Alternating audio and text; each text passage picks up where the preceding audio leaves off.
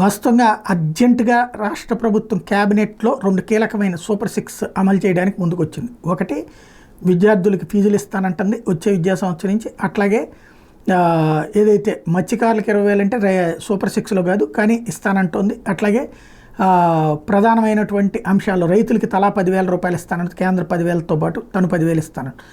ఎందుకు అంటే జిఎస్టీ అసలు భారతదేశ చరిత్రలో ఒక రాష్ట్రం ఇంత మైనస్ అవ్వడం పెద్ద రాష్ట్రాల్లో ఇది కేంద్రపాలిత ప్రాంతాలు కాకుండా ఉన్న దాంట్లో మనదే ఏకైకమైంది. ఈవెన్ మన దక్షిణాది రాష్ట్రాల్లో చూస్తే కూడా తెలంగాణ ఏది ఆంధ్రప్రదేశ్ ఒక్కటే -7, -5, -4 ఒక్క అక్టోబర్లో +12, నవంబరు డిసెంబర్లో -10, -6. అదే సందర్భంలో తెలంగాణలో 2%, 4%, 1%, 7%, 3%, 10% పెరుగుతూ వస్తుంది. మధ్యలో హెచ్చు తగ్గులు ఉన్నాయి. కర్ణాటక 13%, 11%, 8%, 9%, 15%, 7%. కేరళ 5%, 9%, 7%, 20%, 10%, 5%.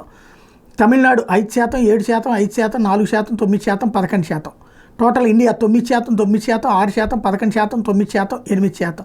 టోటల్గా ఇట్లాగ వచ్చినాయి. అయితే ఇక్కడే పాయింట్ అలా ఏంటంటే ఎక్కడైనా సరే జిఎస్టీ పెరుగుతున్నటువంటి సందర్భంలో ఆదాయానికి సంబంధించి అంటే ఏదో ఒకటి సంక్షేమ పథకాలు అందినప్పుడే జిఎస్టీలు పెరుగుతున్నాయి అన్నటువంటిది తెలియంది. అందుకనే ఇప్పుడు ఆ దిశగా అడుగులు పడుతున్నాయి.